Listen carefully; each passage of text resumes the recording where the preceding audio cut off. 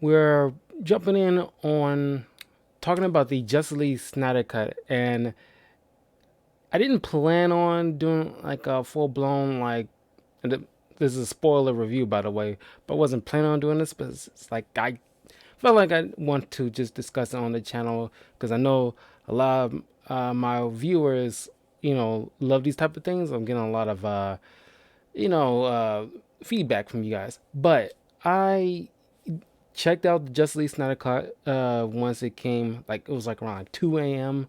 in Chicago time when it became available on HBO Max, and I feel inclined to talk about it. And it's not like I have to, but it's something I kind of feel like I want to discuss it. But I gotta say, first and foremost, the original theatrical cut that came out in 2017. That I mean, my honest opinion, when I left out of there, I thought it was like I was like, okay. Wasn't like it didn't blow my mind.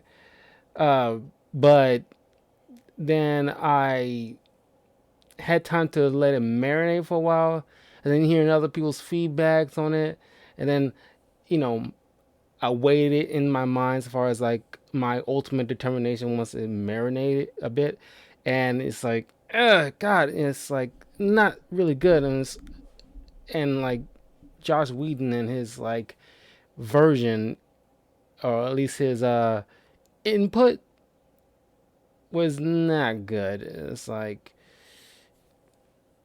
he like undercutted a lot of Flash and Cyborg stuff, which in this particular cut, it they were big parts in this movie, and it's like a crying shame and downright insulting that the studio would just you know chop them up the way they did, and it's like it boggles the mind. Like you view that and then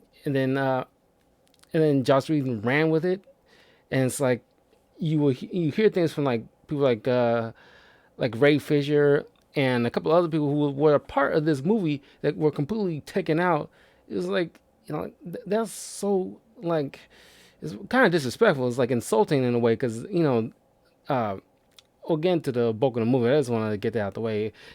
I am prepared to eat crow because I'm definitely one of those people who didn't think not only the Snyder Cut was real, but then found out it was real, and then think it was like, okay, it's probably just some deleted scenes, not really much, and it's like, but then as when other people started getting this stuff early, and people was talking about how like, oh, it's actually way better than you think it was, and it's like, okay, but then because I'm still skeptical until the day I lay my eyes on it, and holy shit, it's really good.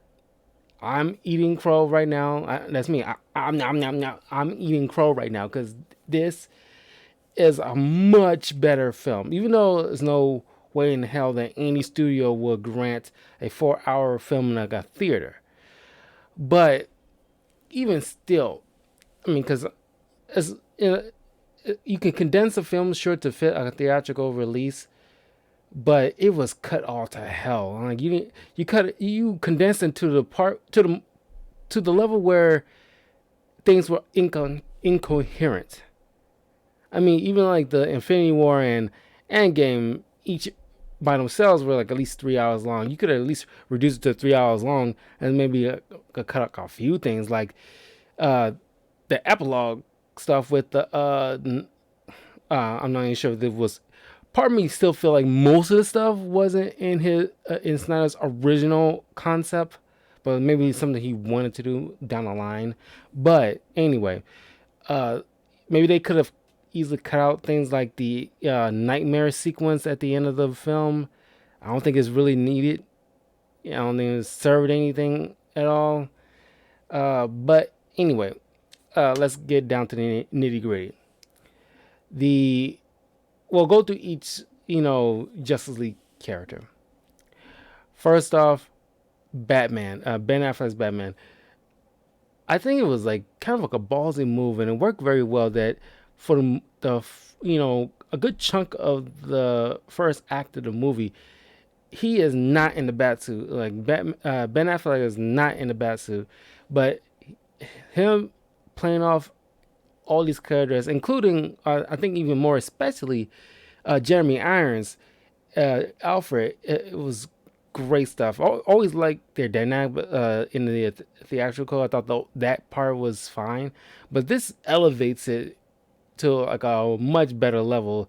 And it's like this one part where uh, somebody, like, I'm pretty sure it was the Justice League members asking like uh like he points to Alfred like, oh, like, who is he, or something like that, and uh, the best line is like one of the best lines is like Bruce talking about like, oh, yeah, like, yeah, I work for him. And I thought that was hilarious. That is something that Bruce Wayne would say. Hey Ash, yeah, this is gonna be a full blown spoiler, so you probably want to watch the 4 hour thing, then watch this one I put on YouTube later on, because I'm gonna be spoiling a lot of this stuff. Like, luckily I didn't have to work the day this came out, so I can watch it as soon as it came on HBO Max early, like 2 in the morning. So by the time I finally got to sleep, it was around like 6:30 ish. So like, I was exhausted when it got to pretty close to the end. But yeah, Batman was fantastic. Uh, I kind of wish we got a little bit more of his like you seen like the few things that I liked in BVS was the warehouse scene when you straight up get to see Ben Affleck's Batman do that Arkham stuff, like those movements and gadgets and all that stuff. I really wanted to see more of that kind of stuff. That was the highlight for me. Now, uh, I got mixed feelings about Man of Steel. I like it enough where I count it as one of my favorite DC films, which is on my YouTube channel if you want to check that out. But uh, I think Snyder's ultimate cut of BVS was a lot better than the actual cut of that, and this cut is better than the actual cut of the original.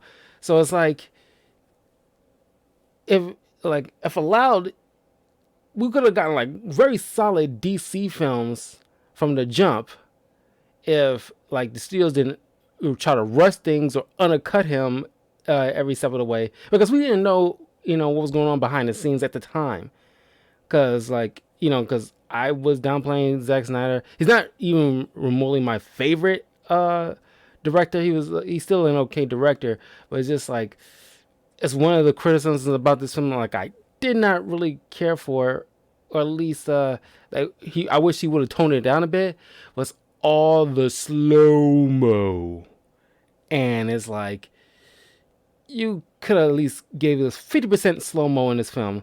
It's like, yeah, it's like at least maybe 90% of the time, there's scenes where you got these slow mo shots, like maybe 80 to 70 to like, no, let's be fair, probably like 70 to like 80% of this movie is you see like tons of slow mo, and some worked. Like you see stuff with the Flash, which I'll get to in a moment. His stuff deserves to have slow mo shots, and him and Superman definitely have moments where they deserve slow mo because they're fast characters, and maybe Wonder Woman to a certain extent. But for the most part, besides those three, you don't need slow mo in every other shot. That's just my take on it. I think that's a consensus that everybody is in agreement with, that the slow mo is kind of like overplayed. But yeah, I mean, they definitely cut out that altercation with him and Wonder Woman where he talked about Steve Trevor in a very negative light, and then she had to push him, and that scene I didn't like it. I was kind of hoping to cut that out. I never liked that part. Like, there's no way Batman would ever say that, especially not to Wonder Woman, knowing full well she would rip him in half. Because that is still at this moment in time, it's still a touchy subject. I mean, like, technically in this continuity, she already gone through Wonder Woman 84 stuff. So she, what we know about what happened in Wonder Woman 84 in the current, like the kind of continuity timeline of this universe. What happened to Steve Trevor after she quote unquote got him back, she you don't want to touch that nerve. You know what I mean? Of course, he didn't know that at the time, but still, though, it's not something that you should play around with when it comes to her. That's a very touchy subject. But yeah, she, that scene was cut out. Uh, they definitely cut out that, like, Wonder Woman being against bringing Superman back from the dead. I really kind of glad that was cut out too. That I don't think that. I think knowing what we know about Wonder Woman, I would think, especially her being like a warrior, she would probably will be in agreement of bringing back one of the biggest heavy hitters that would definitely benefit in their war against Steppenwolf. So it's like I'm glad they cut that out. Then you got, of course, Wonder Woman. Now this was already a part of the theatrical cut, where she break into this, not break in, but she stops this terrorist group early in the film. And oh, hey, D Lance, welcome back, man. I'm just talking about the Snyder Cut. This is a Snyder Cut. This is Full Blown Explorers. So, like, if you haven't seen it, you probably want to go watch that first and then come back. Come back or watch it on my YouTube channel when I post it up. But yeah, this is full blown spoilers. I don't want to spoil anything for anybody who haven't seen it yet.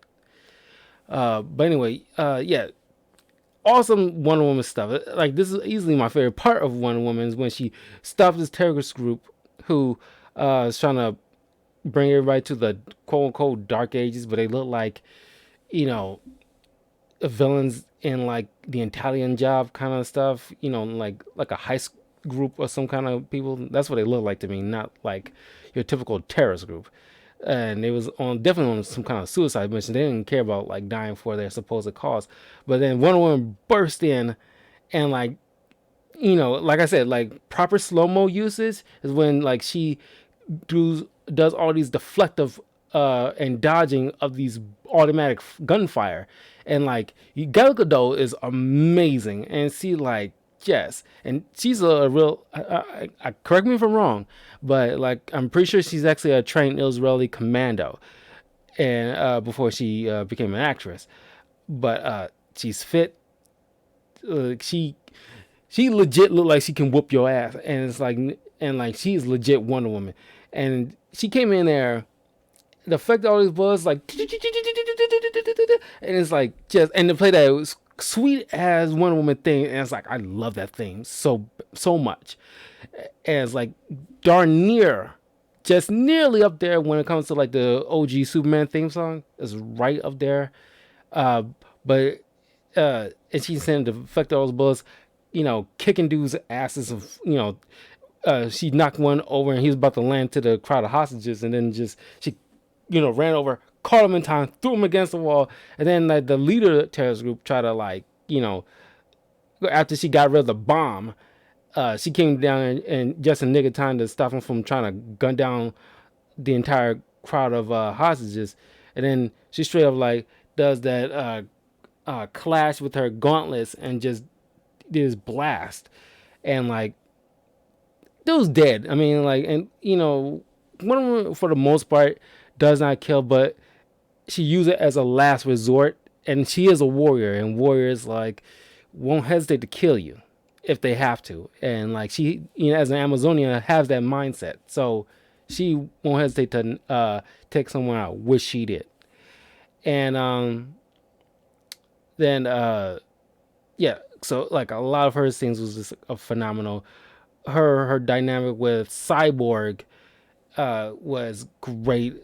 Just I'm going to be all over the place. I'm trying to go through one person at a time here, but she trying to convince Victor that wherever like his circumstances happen to be, he still uh, his life still means something, and he, with his abilities now, he can definitely use that for the source of good.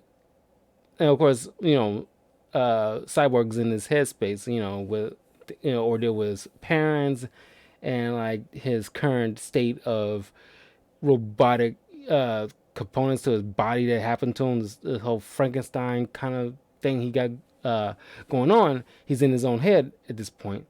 But yeah, uh, her and Bruce, and they definitely cut out that kind of awkward scene in the original theatrical version where Flash like fell on top of her by accident and then gives back up and but that little thing like uh it was more awkward than it was funny, and it's like that's there's a certain shots we thought it would have been Snyder stuff, like certain shots of Wonder Woman below the waist in certain areas in the original that you thought was like, okay, this is like very weird, and like, but they cut out a lot of stuff, and then like a lot of shots of like Wonder Woman was filmed above the waist is in the cut, and it's like you after you see this, you get the sense of, if you ever saw the original and then watch this cut, you get the sense like, oh, I get what was Whedon and what was Snyder's, and a lot of the uncomfortable stuff, like given what like we know about Whedon, what's going on right now with him, it's like, yeah, I'm glad they took it out. That's very awkward. All that awkward stuff is completely removed. That is just messed up, and maybe not messed up, but it's like very awkward and like uncomfortable for a lot of people to see. And I'm pretty sure the actors didn't like doing that either. There was a lot of complaints, especially from uh I forgot the guy who's playing Cyborg. I'm about to say John Boyega, but that's Finn. Uh, so what's his doggone name? Ray Fisher. Thank you, Google. Thank you. Ray Fisher. But then, well, while we're on the subject, Ray Fisher, Cyborg, his stuff, he's supposed to have been, everybody was been telling us behind the scenes that Cyborg was have been like the heart of this film. And like watching this film, like I can see their point now. I didn't understand what they mean with, because they knew stuff that we did not know. And after we all now get to see it and we understood why they said it, yeah, he's definitely the heart of this film. The scene that everybody loved, and I love it too. The fact that, uh, you listen to this recording of his father, let him know about his cybernetic components, what exactly he can do. Like, if he really wanted to, because he pretty much have the world at his fingertips with like controlling all these machines and internet and all the other stuff.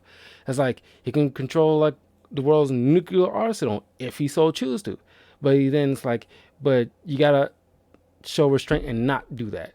And then he monitors this like waitress at this diner who has a kid, like preteen. I'm pretty sure it was like around that kind of age, and she it's like working at a diner, people who don't finish their food, she saves it and gives it to like homeless people that's like on the streets on her way home from work kind of thing, and like she's getting evicted and all this stuff, and she barely got funds in her bank account to maintain payments, and she's about to be thrown out on her butt. And it's like the sweet scene where Cyborg just like like hacked in and just increased it to like almost 10,000 on like the it's been a day, but I remember it being like close to like 10,000. She increased it from like some chump change to $10,000 in her bank account, and like just made her day. And that was just a lot of people made them, that kind of scene made a lot of people cry. It didn't make me cry, but I did enjoy that scene. I love that scene so much. Just just watching DC characters, not Injustice versions, not like perverted The Boys versions. These are true DC characters that we grew up watching since like the Justice League Unlimited show. Like these are the Justice League members that like do kind of things. Like I know they portray themselves like God among men, but it's like, you know, every now and again they, they go down to our level and do things like this, and it's like very heartwarming, it's touching, and even though his because he's after he made her day, he was walking down the streets watching her from afar, and then he walking away, and then like a couple walk past him and see his little cybernetic component and everything like that, kind of like cringed a bit, and then so he put up his hood and like it's just like that kind of tragic good guy kind of thing, and it's like that's Cyborg. And it's like I know I still have my misgivings about Cyborg being included in the Justice League because that's Martian Manhunter spot, which we'll get to in a moment. Because Martian Manhunter is in this and he's phenomenal, but watching Justice League growing up, it's like Martian Manhunter is like this is like pretty much like kind of like the big dogs. It's like Cyborg for the most part is supposedly part of the Teen Titans. That's where he fits, even though maybe because essentially he could be immortal, being all cybernetic, not all cybernetic, but like mostly cybernetic, and it's like he perpetually is immortal in a way, but so he can be forever in the Teen Titans. Maybe not forever, but a large part of his time is with the Teen Titans, and it's like you plop him in here with like the Justice League, and they did that. They started doing that during the New 52 comics, and it's like always had like a little. It's not terrible idea. It's just like jarring idea. That's like I don't know. It's like that's Martian Manhunter spot. It's kind of like very odd, but I don't know. That's neither here nor there.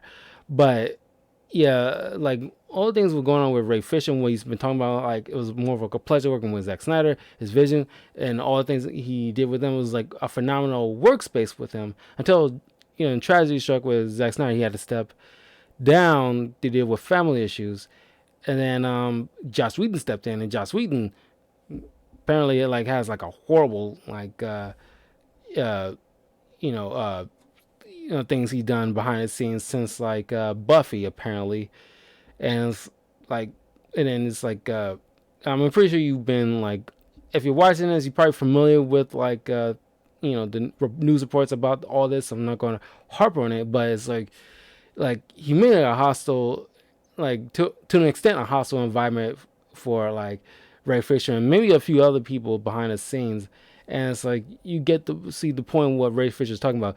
Like Whedon definitely like and like why would you like cut the main crux of the movie and just sweep it on the rug? And it's like why would you do that?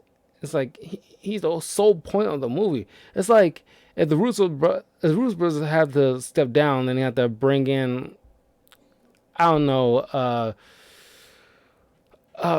Christopher Nolan or something like that, and then Christopher Nolan came in and just undercut a lot of the Vision stuff in Infinity War, and it's like you'll feel like something was missing. It's like where all this is coming from, kind of thing. You get what I mean? It's like why would you make that choice, directorial choice? And it's like it boggles the mind, honestly.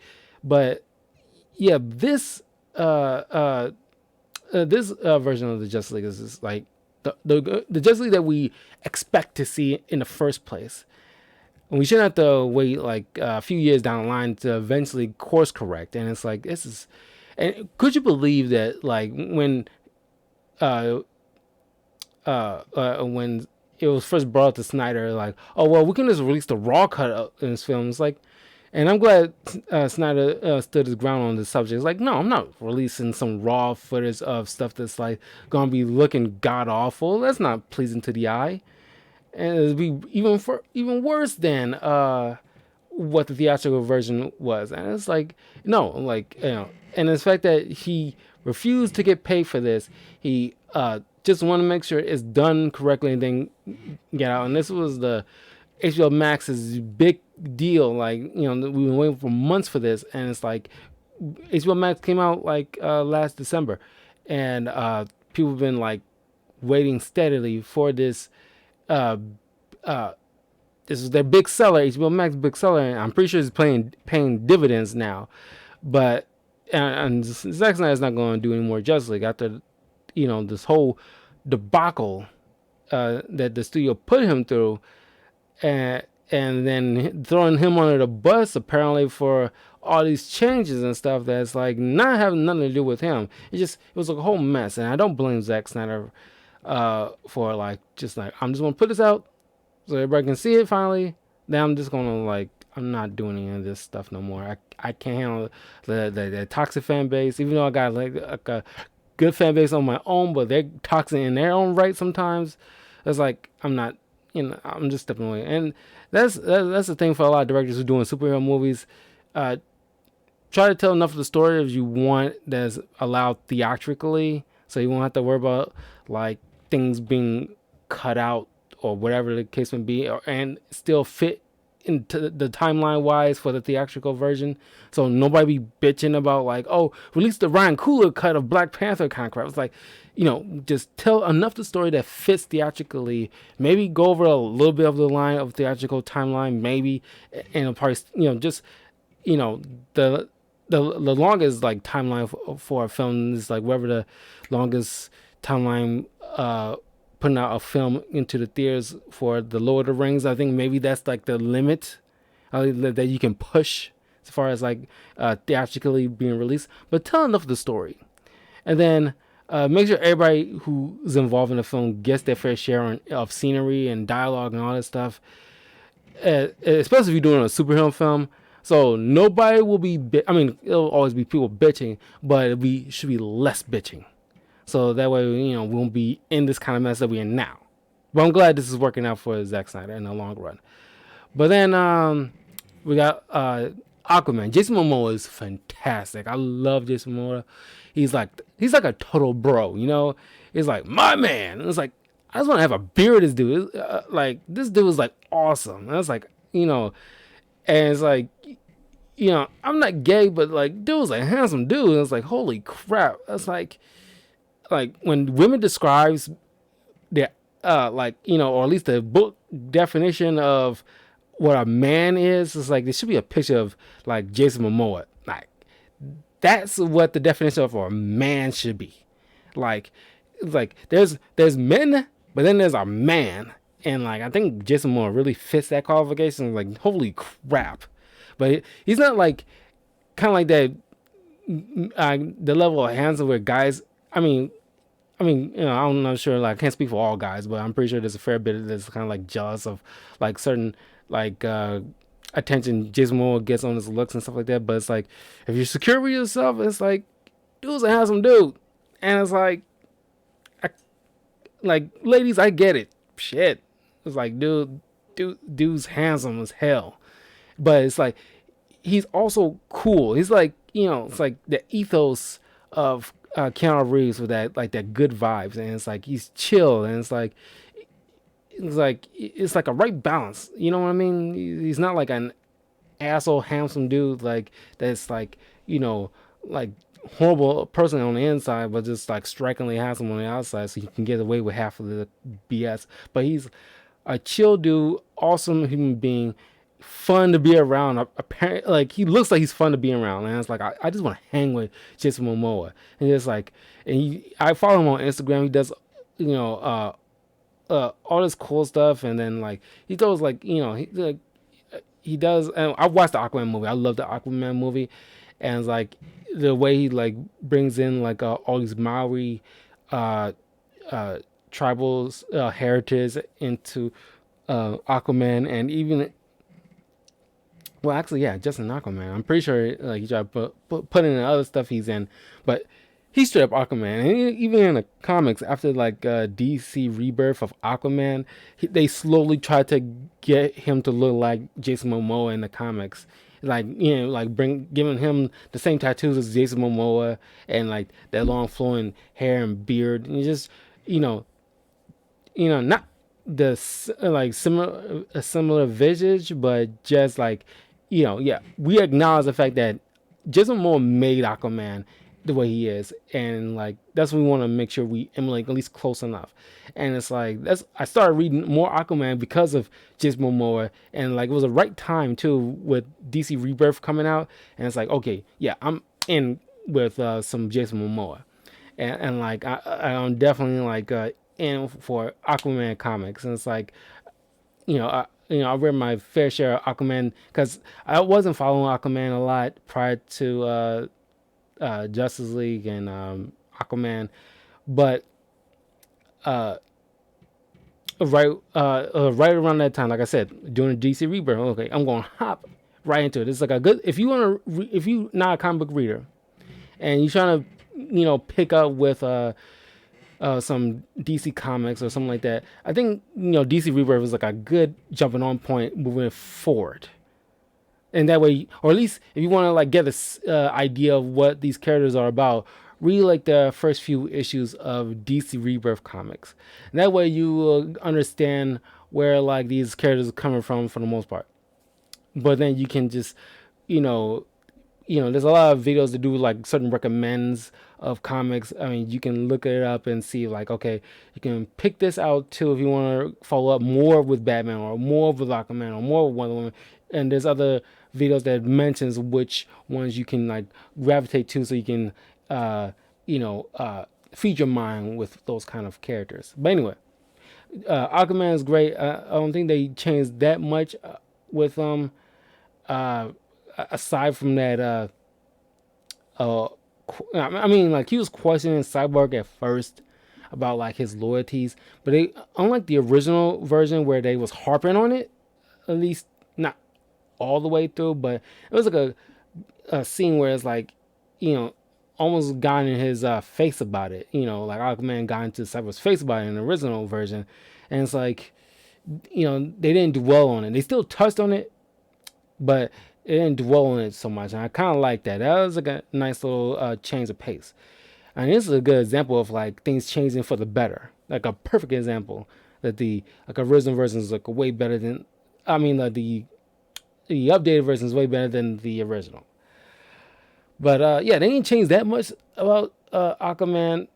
Uh, of course, this is like still like prior to his film, but this will lead into his film because with the whole Mira and then Willem Dafoe's character, forgot his name, but supposed to help him out, get him to the be taking up the leadership of Atlantis and stuff like that, and dealing with Orm, which they name drop Orm. We already seen Aquaman at this point, so we know about Orm, which is like his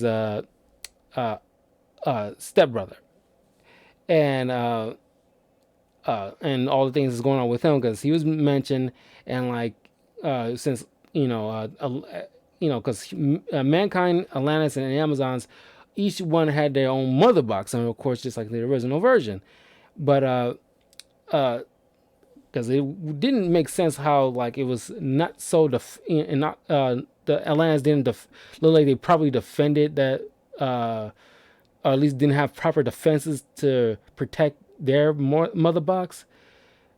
And explained it very well in this version, where it's like Orm, pretty much, with all this going on, he took bulk of the Atlantis forces to where he's at, and it's like it was a light defense, very light defense around the artifact, which eventually leads Steppenwolf to like take it and all the other stuff.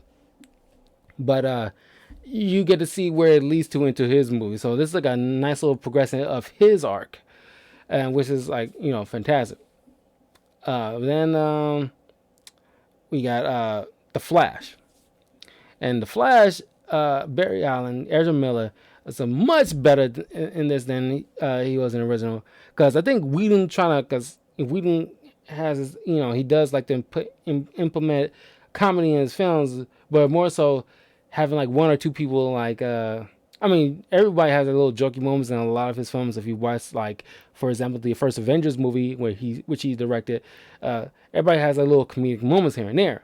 But they leave a lot of the comedy to maybe like one individual for the most part. Anyway, I think he tried to treat Ezra Miller's Flash like Tom Holland's Spider-Man. That's what it felt like to a lot of people. Was like they're trying to make him Spider-Man in this version, like in this movie, like rest all the comedy into him, and it's like does not seem like it works that well.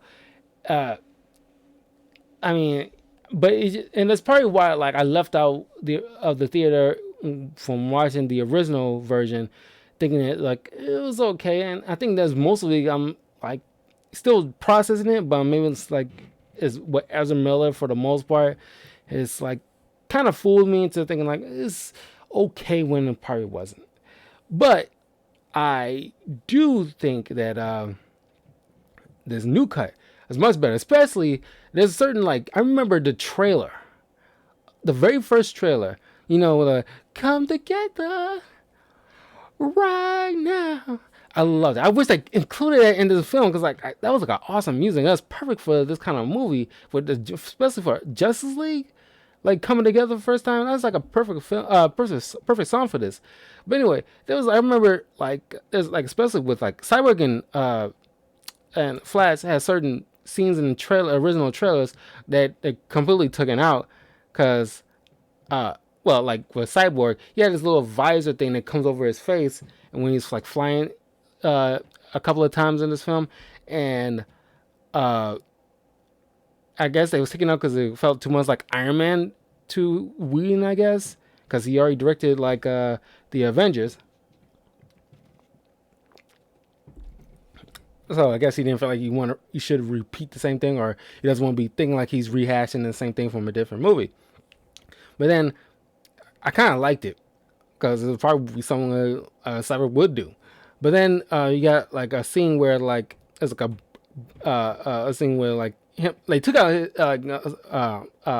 Cyborg's football scenes and him his mother and his father like they undercut it. Like I said, they cut the heck out of a lot of his scenes. Like I'm glad they brought back the football scene. He plays for Gotham State University. He's a big dude too, and the car accident that led him to being like horribly mangled, where like his father had to combine him with a mother box just to create this cybernetic body for him so he can still be among the living. But then like there was like a scene where like well we all suspected it should have been Flash because like there's blue lightning and time slowing down. He's pressing the glass and like it shatters in this ripple effect kind of thing. And it's like I was wondering like I was waiting for that. And it was in the original version when I was in the theaters watching this in the first place, and it was like I didn't get that. I was wondering like okay, this is sometimes they reshoot things and we might have to take certain things out, but it's like holy crap, should not have been taken out. Yeah, exactly. Yes, because like I was just talking about like yeah, him and Iris. Because in my mind, because like because in the comics Iris is a white woman, but in like the TV show and this movie is like they portraying like Iris as a black woman, which is fine. It's just that I think they really like since the TV show, I think they really leaning in hard with making like Iris black, and it's like I have no problem with that. It's like kind of like a neat idea. I don't know why. I just do think it's a neat idea. But anyway, she's a very pretty girl. I wish he had like some spoken lines with him or something like that. But like, and it's like in his scene, I swear, like you would think, like yeah, they praying like they doing something similar to the way like the Evan Peters Quicksilver in the X-Men movies, like time is slowing down and things is like he can just do whatever just to make sure everybody's safe. But it's like I like the moment when he's like just burst. He like that speed force kicking in quick, and it's like you see everything's going on, and like he bursts out of his shoes and just starts booking it. And I was like, I love the entire scene. And it's like that is freaking Flash, and it's like, and like I like how he just like first he like caress Iris's like face or like move her hair to the side so you can get a full picture of her face and everything like that as he's saving her.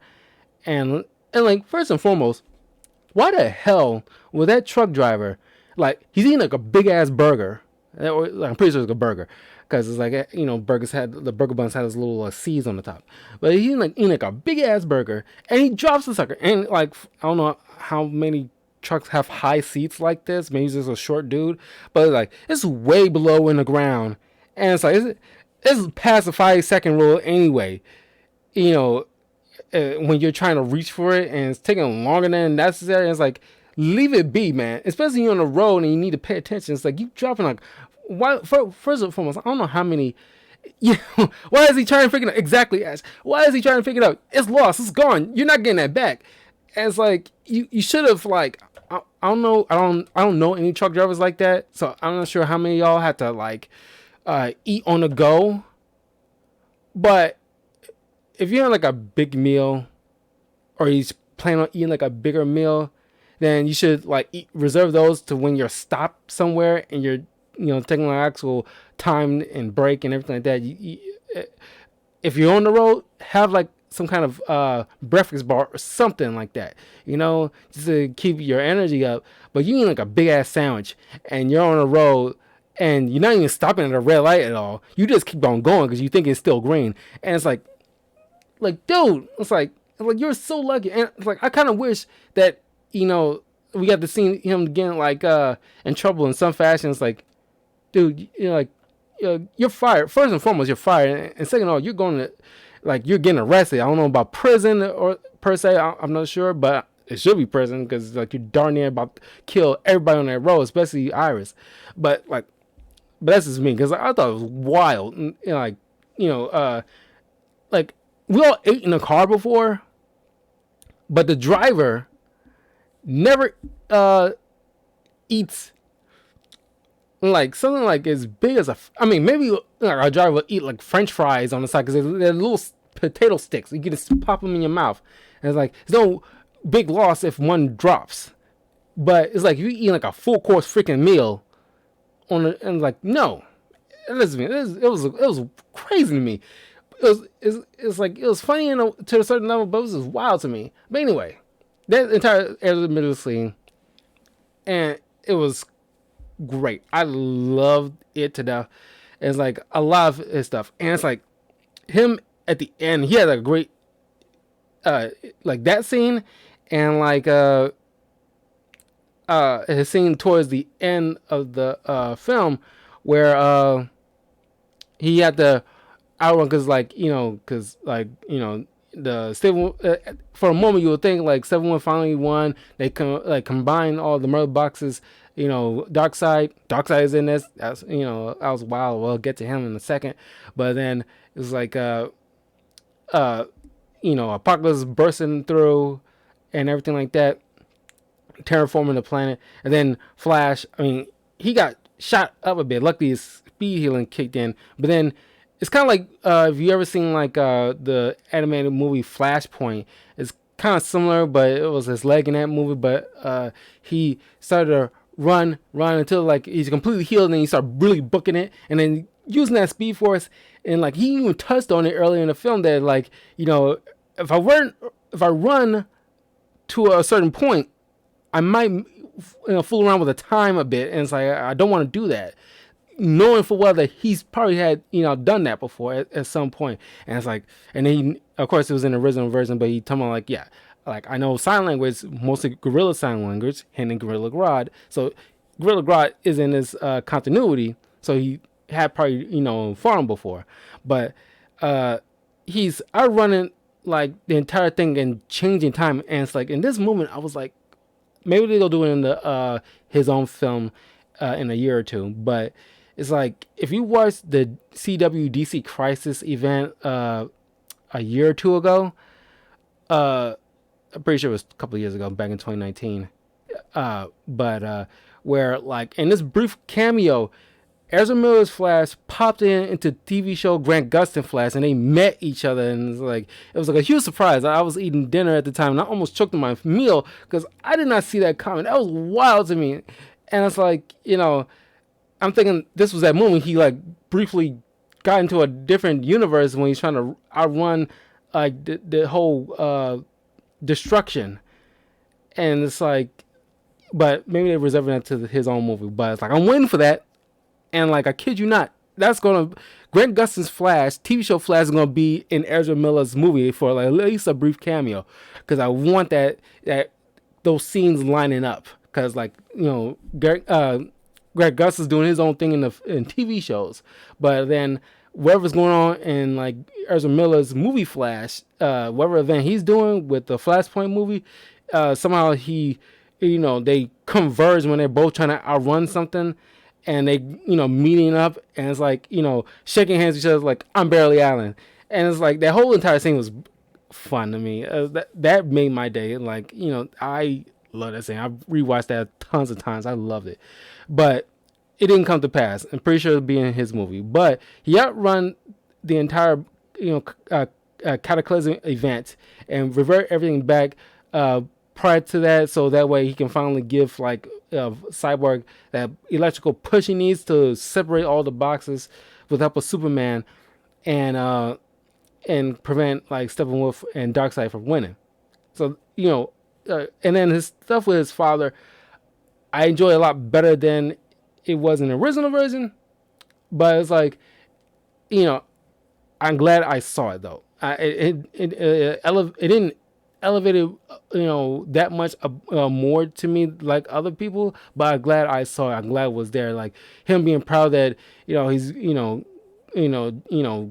shouting and praising his son when like showing the application for like his CSI stuff, and because he mentioned that he applied, or at least went to some kind of class for all CSI stuff, because if you're a fan of the Barry Allen Flash, he works as a CSI.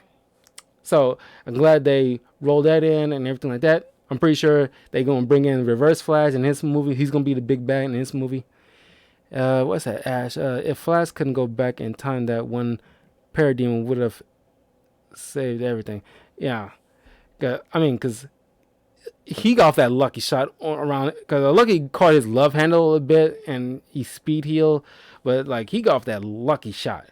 But 1 in a million kind of shots sometimes people can make off the Flash, but like you really gotta like, yeah, if the Flash is going in a particular pattern, even though he's going really fast, as long as he's going to a particular pattern, and you give it like a few minutes to watch for the pattern, and dealing with speedsters, because like I'm pretty sure I read this in like a Batman comic or a TV show or something like that. And like, but I know Batman mentions that dealing with speedsters, you either gotta nail them to the ground, because he did this with Reverse Flash in like a comic book called the Button event. It's during like before like the event with Doomsday Clock, and with the Justice League members dealing with like the Watchmen characters. But anyway, and he also mentions how like dealing with speedsters, you gotta like, or at least maybe one of the rogues mentions this. Somebody mentions this, but it's like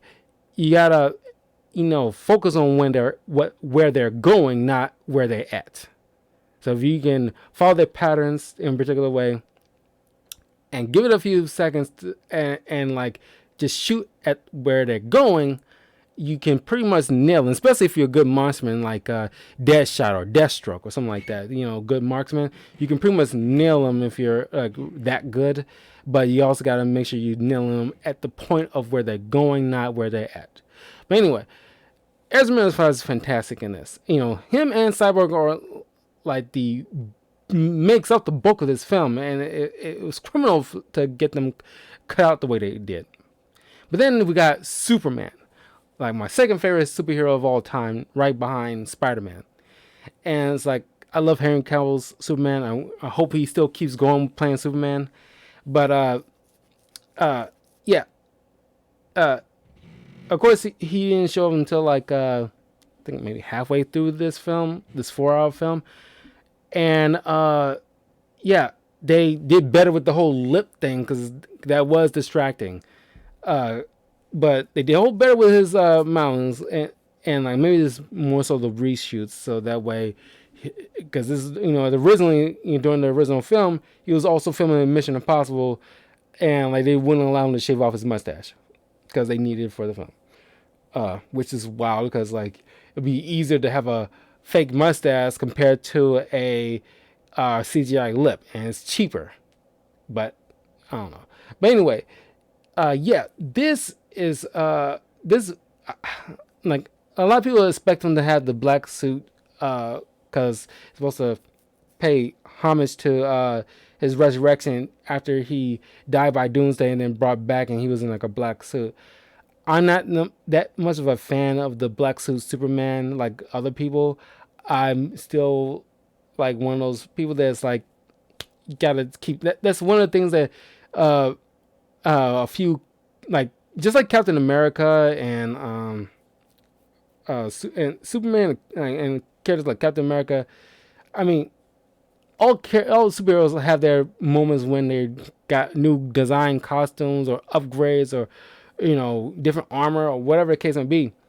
But there are certain characters like Superman and like Spider-Man and to a certain extent Batman and even Wonder Woman. It's like there's certain characters like and even the Flash. There's certain characters where you can't mess with their suit because it's so iconic, and it's like it's rare that you should touch perfection, because if it ain't broke, don't fix it. It's like back in the day when they try to give, I think it was during the New 52 comics when they try to give Wonder Woman pants, and it's like, God, that doesn't look right.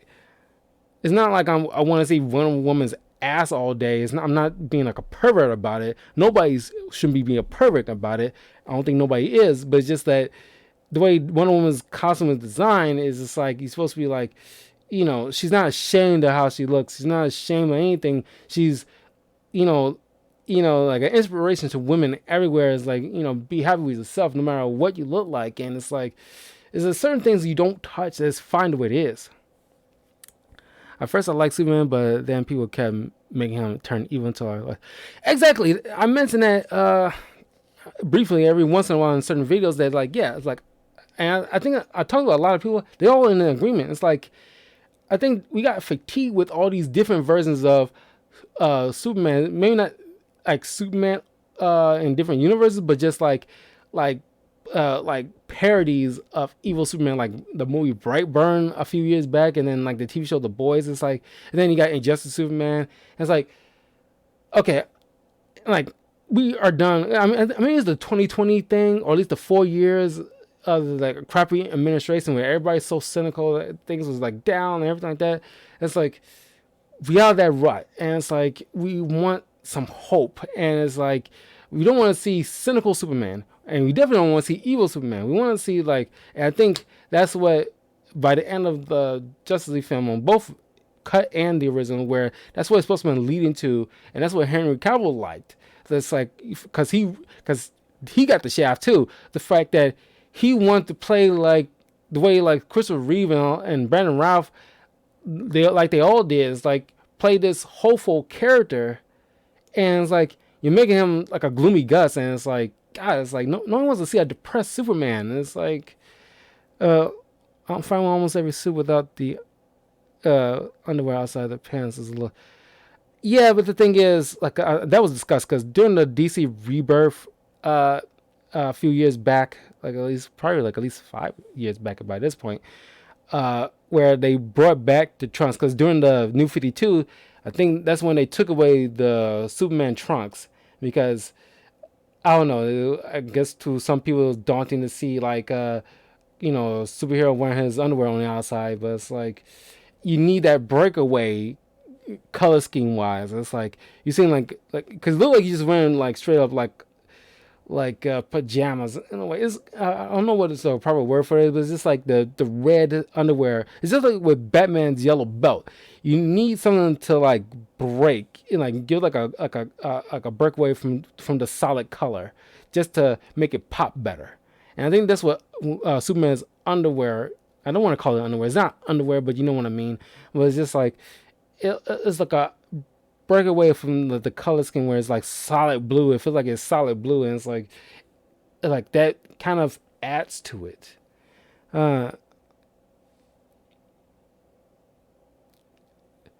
they're not gonna keep the black suit, for long. It's probably just for this film because, you know, they showed off the different like Kryptonian suits in the ship, but yeah, Superman, like, I like the scene. A lot of people like the scene where he's in his Kryptonian ship, walking past all these suits, and before he got his black suit, which I guess everybody really wanted him to see in a black suit, but it's like, it probably would have mean a lot more if he just kept it red and blue. But that's my personal take on it. But you get to hear the voices of both his fathers in the background, and it's like these two men that shaped him to what he is right now as the true Superman. And it's like, this, and give him the confidence, just like with Smallville by the end of that last season, where it's like, both his fathers, because that's what reminded me of like the last episode of the series, the entire season of Smallville, the very last episode of the last season, where it's like he's finally getting his suit, and you get both his fathers talking to him and give him the courage and the inspiration and the permission and like the push that he need to finally fly. And it's like, that's freaking Superman. And it's like, and they played off that Man of Steel theme as he's taking off, and like that, breaking that sound barrier. And it's like when he burst in right before like Stephen tried to cut Cyborg in half, he came in like not impressed, and then he's like, phew, and then freezes the axe, and it's like, oh hell yeah, and it's like that, yeah, Robin reference, yeah. Oh, that was Dick Grayson. Oh, was it like the epilogue or like a different sequence? Because like I could have sworn that was probably like the Jason Todd one, but I could be wrong. They didn't establish Dick Grayson or any other Robin. They just mentioned because only Robin the Joker killed is Jason Todd. But yeah, that was phenomenal. Then they brought in like Martian Manhunter, which I'm pretty sure somebody mentioned, but I didn't think it was gonna be real. That was just people hopeful request. But this is like a weird thing. It's cool but weird where like he went disguised as Martha Kent talking with Lois, and out in the hallway. It's like, okay, at some point, Lois is gonna talk with the real Martha, and she's gonna bring up the conversation she had, like, and then Martha's going to act like, I didn't have no conversation with you. What are you talking about? And it's like, isn't that gonna be a weird conversation? Why, I don't understand that. Just to get like a surprise Martian Manhunter scene, but anyway, even though it's great to see him there, and then also him popping up towards the end, talking with Bruce, mentioning he will help, in future endeavors because Darkseid will come. He's going to be taking a little bit longer to get here, but he will come. And it's like, dude, where were you when they were fighting? Were you just standing on the sidelines or something while like they were fighting Steppenwolf? They could have definitely used your help, man. At first I had a huge problem with Batman killing in DCU. At least they explained it in Justice League because he lost a lot, like especially with Grayson. Yeah. I mean, like a lot of it, because that's another thing. I'm glad you brought that up because I darn forgot about that. It's that yeah, like Batman is like you get to see all that transpired. If you never watched BVS, watch the Ultimate Cut, not the original. It makes it a better film. I don't like Jesse Eisenberg's Lex Luthor. That's something that's completely need to be changed. Like bring in Michael Rosenbaum, he make a better Lex Luthor. Kevin Spacey has his issues. He did make a great Lex Luthor too, in Superman Returns. But given what his issues is, you might as well go with like a person who played Lex Luthor. At least two people that play Lex Luthor that doesn't have any, very iffy problems behind the scenes. It's John Cryer, who played Lex Luthor on the CW DC multi Supergirl thing, and there's Michael Rosenbaum, who played Lex Luthor for Smallville. You're gonna choose either one of those two to fill in for Jesse Eisenberg. He doesn't look like a very threatening Lex Luthor. Lex Luthor is supposed to exude his presence. Like, he may not be a superpowered character, but he puts in this presence that you feel intimidated being in the same room with him. Jesse Eisenberg looked like somebody you can easily like push to the side, like like man, like man, just like you can just almost hold his like face in like and he's trying to like well, and you can just hold his head back. That's what it looked like you can do to Jesse Eisenberg, Lex Luthor. He doesn't look like somebody you should be intimidated by. That's the thing. It's like that. I think a lot of people agreement that's like not a Lex Luthor that is like a perfect representation. I don't like that version. It's not any knock against Jason Eisenberg.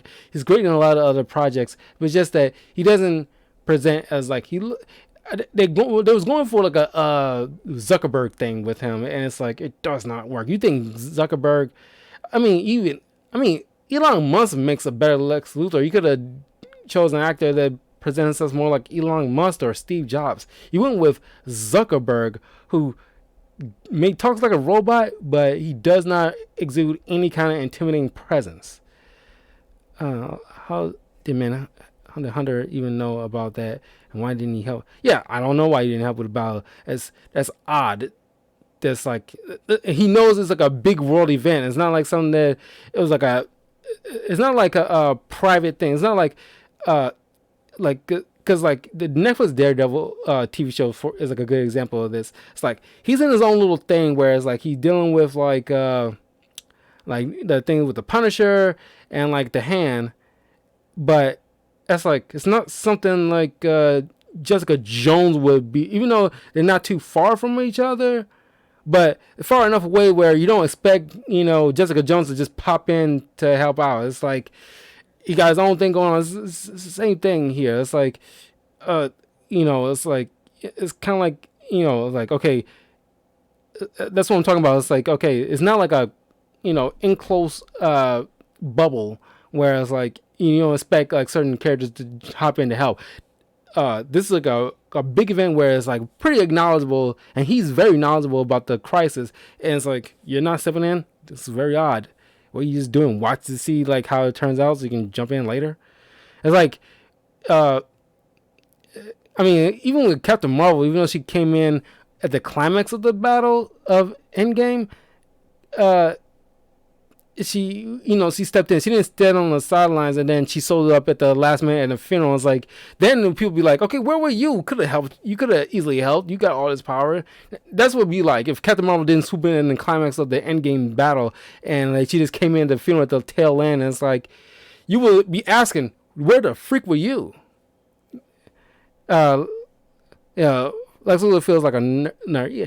Yes, he's coming off. They trying to base him off of Zuckerberg, and it's like it does not work. I mean, so Aquaman got a bigger role, especially after his solo movie. Yeah, but it's like this is kind of like in the continuity where it's like before the Aquaman movie, this was his like first really introduction technically, and leads into. It's kind of like with Black Panther and Civil War. Like this is an introduction, and then he leads into his own movie. That is kind of like they have to, the time frame and the order in which things are turning out is a little all over the place. But anyway, let's move on to the villains. I like Darkseid in this. He definitely looks like Darkseid. I like because they swapped him out because like in the original cut, like he was battling like all these old school heroes. You got one single Green Lantern. I guess the Green Lantern of that sector of the time. He didn't have any backup, which is odd because you would think like the Green Lantern Corps would send more Green Lanterns, not just one, to defend that sector, especially from a universe level threat like Darkseid. You would think they will send more Green Lanterns, but whatever. They showed off the Green Lantern. They established Green Lanterns exist. Then you got all these like Zeus and a few other gods helping out with man and Amazons and the Atlanteans taking on Darkseid, because in the original version it was Steppenwolf, and I'm glad they changed up Steppenwolf because he looked grody as hell in the original version, like very unfinished. It was clear as day to a lot of people, but then again this cut made him look like Super Shredder from the Ninja Turtle Secret of the Ooze movie, because he's got all spikes, and it's like it looks better, but he looks like straight up like the Shredder to me. But and they took out completely with this whole in the version when he kept, every word out of his mouth was like, "My mother, we're coming, mother. We're gonna be, we're gonna take down this world, mother. Mother's calling me." They completely took all that out. I'm so glad because that was straight up annoying. That was like, why that was even required. That was definitely Whedon. It's like there's a lot of stuff when you're looking at this stuff, you can tell okay what was taken out that you remember from the original. It'd be surprising if you remember the original at all, unless you backtrack to rewatch the original, then watch this cut, so you can make a proper quick comparisons, so you know which ones was properly cut out. But this whole mother stuff really stood out for a lot of people, and they completely cut it out. Yeah, they gave Steppenwolf like a understandable motive. He wants to go home, but he's obviously in a doghouse with Darkseid for, failing him for something. Because Darkseid, you can, any little thing you can feel like Darkseid, you failed him kind of thing, and he punishes you for the minute things. Darkseid was pretty much based off of, when he was created, in the writer, or at least the creators, uh, gained the inspiration from like Hitler and what's Richard Nixon, and like in a combination of the two. But well, yeah. I mean, I was about to say like he was the inspiration of Thanos, but that was the other way around. Thanos was the inspiration. No, Darkseid was first. So when Thanos was created a year or two later, in the way back in the day, Marvel got the idea of Thanos by watching Darkseid. So there's that. But of course, you got Josh Brolin when he was doing playing Thanos. You can still see Josh Brolin in the face and around all this like big CGI work. And then, but this, with Darkseid, he's just all CGI, but still worked to a certain extent. It was a lot better than I expected it to be, because he's pretty much like a stone golem like big figure. But yeah, I mean, you definitely have a presence. That, like I said, they swapped him out from Steppenwolf in the original cut to make it Darkseid, where he dealing with all these forces on Earth in the past that he didn't expect, resistance, but uh, they separated the mother boxes. He was gravely injured. He was dragged away in defeat, but not knowing that this world against had the anti-life equation. If you know about the anti-life equation, or if you don't know about the anti-life equation, it's like one of those sought after things that Darkseid really wants, that he can use to make everybody fall into like submission and to serve Darkseid, at least because negate all hope and happiness in the universe, and everybody falls to the will of Darkseid. It's kind of like the way Thanos sought after the Infinity Stones, is what Darkseid covets the anti-life equation. It's anti-life, anti-hope, and of course that's what is going to be his prize once eventually, because they're going to continue the DCU continuity, just not with anything with Zack Snyder. It's going to be at the Flashpoint. It's going to be like a big rework, because they're doing a multiversal thing and everything like that. I'm pretty sure Darkseid will come into play later on. Darkseid has pretty good moves trying to keep the multiverse in check, so he doesn't go, wow. I just hope they maintain it in the future sequel or prequel. Yeah, because they can't ignore Darkseid. I mean, he's like the biggest major player. He's the Thanos of the DCU. So, they're doing a multiversal thing. They cannot ignore that, and they eventually have to bring that back. Pretty sure, and then doing like their own, because I'm pretty sure they're gonna have their own. The DC universe gonna have their own Endgame down the line. Probably maybe 10 years, more than likely. Because they gotta get their head on straight after the Flashpoint movie. Then the Matt Reeves Batman. That's another thing I'm very much looking forward to. Hopefully, that Robert Pattinson's Batman becomes like the main Batman, because Ben Affleck doesn't want to do it no more. I I don't know, maybe things change, but he doesn't in this current time right now. He doesn't want to do no more. So maybe Robert Pattinson will step in to be like the main Batman after he's done his own little solo movie. But let's see how that turns out. But then Steppenwolf, much better, uh, with understandable morals. He wants to go home. He wants to please Darkseid. That's all he wants, and damn everybody else. But then he's collecting the mother boxes, and he just went. He tore through a lot of Amazonians and uh, Atlanteans because they was all divided. Because the reason that Darkseid and his forces lost because the world was pretty much united on their understandable need to defeat this ultimate enemy of the world. But since years went by, decades, centuries went by, everything's separated. Mankind went their own little ways. Amazon's secluded on an island. The guys pretty much gone. Green Lanterns not heard of yet. And the only thing that they was fearing was a Kryptonian, which was like like the biggest superpower being that can easily go toe to toe with their leader. So they didn't even bother with doing anything to Earth. But now that in the beginning of the movie, Clark died, but then he came back. But a sweet move where they cut off. They each do that, Aquaman sitting there stabbing Steppenwolf in the back, tossing him as one of them sliced his head off, sending that corpse through the portal, and they all just standing there looking at Darkseid, and they just like a stare off, and then Darkseid just squishes Steppenwolf's head, and it's like, and just like, okay, we don't have the boom tools and the mother boxes to get there instantaneously, so we don't have to go through the old school manner and just travel and set up an armada and travel to Earth to get my anti-life equation, that kind of thing.